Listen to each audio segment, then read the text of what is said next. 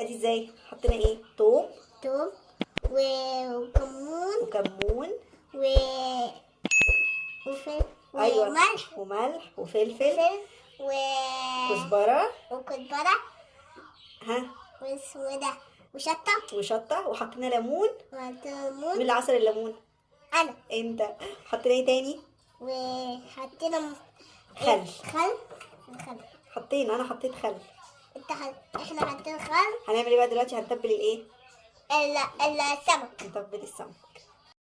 بتبقى حاجة حلوة قوي لو ابنك او بنتك بيساعدوكي في المطبخ او ان هم يعملوا معاكي الاكل. الاكل بيطلع بكل حب كده، بالذات لو حاجة هم بيحبوها. طبعا انا النهاردة عاملة سمك، وياسين حب يشاركني في اعمال السمك بما ان هو بيحبه قوي يعني، فايه كان مبسوط قوي احنا بنعمل سمك النهارده.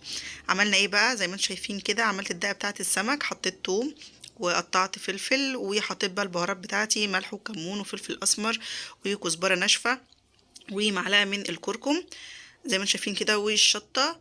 وبدات ايه ادق كده. ممكن تحطي في لون عادي، بس هناك ياسين كان عايز هو اللي يعمل، قلت له لا خليك بس انا هدق التوم كده، وبعدين انت بقى ايه اعصر معايا الليمون. فضيت بقى الدقه بتاعتي هنا في الطبق او في البوله بتاعتي عشان اتبل السمك. وهو كان واقف يعني بكل انبساط كده عايز يعمل كل حاجه. النهارده هنعمل مع بعض طبعا السمك والرز البني او الصياديه يعني. وجبت الليمون كده وعصرته، وهو بصوا عايز هو كمان يعصر الليمون، فانا ايه ساعدته كده وضغطت معاه على عصرة الليمون. وبعدين حطيت خل. طبعا الدقة بتحب الليمون والخل جدا يعني. كده التتبيلة بتاعتي بقت جاهزة. هنبدأ بقى نجيب السمك بتاعنا وهنتبله. ادي السمك انا فاتحاه سنجاري كده، بيبقى حلو قوي وغسلته كويس. نعمل ايه هنجيب بقى؟ بقى نتبله. هنتبل دلوقتي. السمك صح؟ يلا هنا، احط هنا في الطبق. يلا. هناكل من ايد مين النهارده؟ من ايدك انت. ايوه. حط بقى التتبيله كده جواها.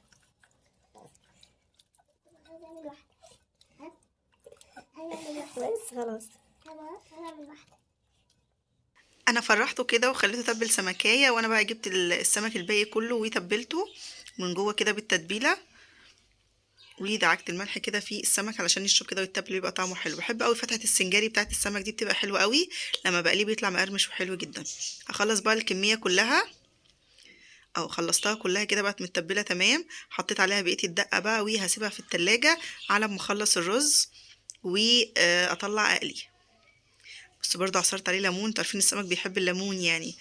كده خلاص السمك بقى بتاعي جاهز خلاص. هحطه بقى في التلاجة. بس ياسين كان بيحاول يعمل لكم فوي في الكاميرا، مبسوط قوي وهو بيعمل السمك.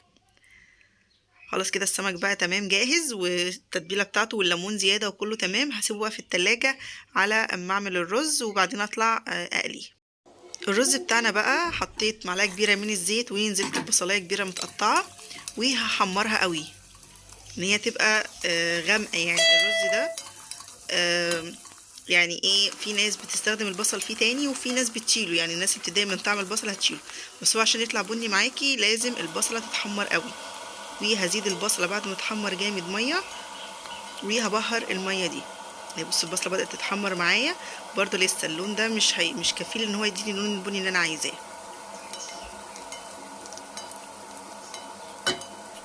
اهو بصوا اتحمرت بقى، بدات تتحمر اهو خلاص معايا كده تمام. اللون ده اللي انا عايزاه. حطيت بقى الميه، وهزيد بقى الملح وكمون، وهحط مرق دجاج، وهسيب الميه دي تغلي شويه، وبعدين هسقط فيها الرز. ما بتحبيش طعم البصل زي ما انا ما قلت، ممكن تصفي الميه دي من البصل وتحطيه، بس هو طعم البصل لذيذ يعني، مش ممرر ولا حاجه. وغسلت الرز بقى وحطيته، وهديله تقليبه كده. واول ما يبدا يغلي معايا ويتشرب الشوربه كلها، هوطي النار عليه واسيبه يستوي.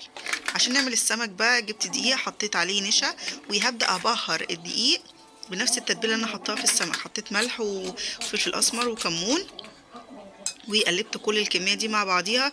وهبدا بقى اجيب السمكه زي ما انتم شايفينها مفتوحه كده، وهحطها في الدقيق كويس، وهنفض كل الزوايد اللي فيها. اهو بصوا هيطلع مقرمش معاكم حلو جدا يعني. هنيجي بقى على النار في زيت غزير سخن، وهنزل بيه السمكه، براحتك بقى، عايزه تحطي واحده 2 زي ما انت عايزه، على حسب اتساع الطاسه بتاعتك يعني. وهنقلي بقى السمك زي ما انتم شايفين كده، هيطلع معانا مقرمش وحلو جدا. بس باينه خلاص الرز، شايفين لونه بني حلو ازاي، والسمك كمان خلص معانا بجد، كان حلو جدا. رشه كمون كده على الوش، وبألف هنا وشفا. يا رب الفيديو يكون عجبكم.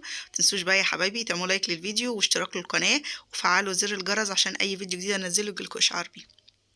يلا مع السلامه، باي باي.